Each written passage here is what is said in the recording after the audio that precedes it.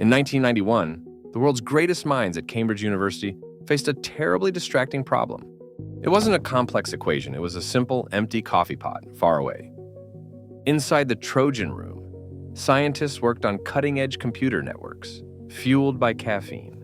The coffee machine was located several floors away, a long journey for a needed boost.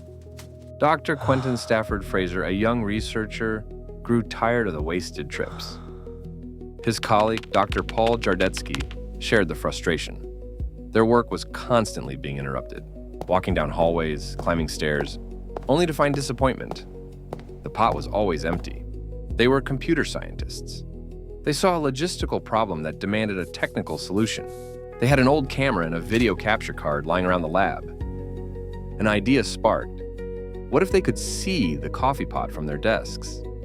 They mounted the small camera on a retort stand, pointing it at the machine. The camera was wired to a capture card in a nearby computer. Quentin wrote a client program that could display the image on their screens. The server program would capture a low-resolution image a few times a minute. Then it appeared. A tiny 128-pixel black and white image of the coffee pot. It worked. They could now check the coffee status without leaving their chairs. The ultimate lazy solution. A purely local fix for a uniquely local problem. But their little hack was about to get a much, much bigger audience.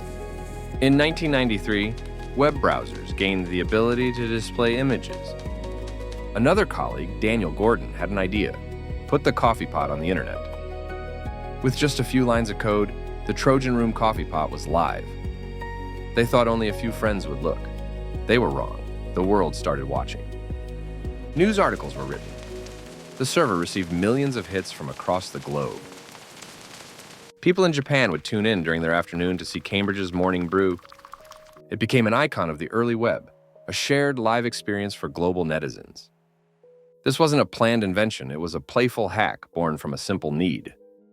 It showed that the most impactful technologies often have the most humble, practical beginnings. It was the first ever example of a live shared experience on the World Wide Web. Companies saw the potential. The race to commercialize the webcam had begun. Companies like Connectix released the QuickCam, one of the first consumer webcams, in 1994. Suddenly, anyone could broadcast a video feed from their desks to the entire world. From video calls with family to live streams of events, a new era started. But back in Cambridge, the original coffee pot was getting old.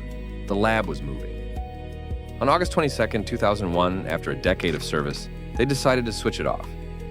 The final image captured was the researchers' fingers turning off the machine forever. The pot itself was later sold at auction for over £3,000. It proves that world-changing ideas don't need a grand plan or huge budget. Sometimes, all you need is a simple problem that desperately needs a clever solution. The Trojan Room coffee pot is gone, but its legacy is in every webcam today. All because a few scientists were too lazy to check for coffee.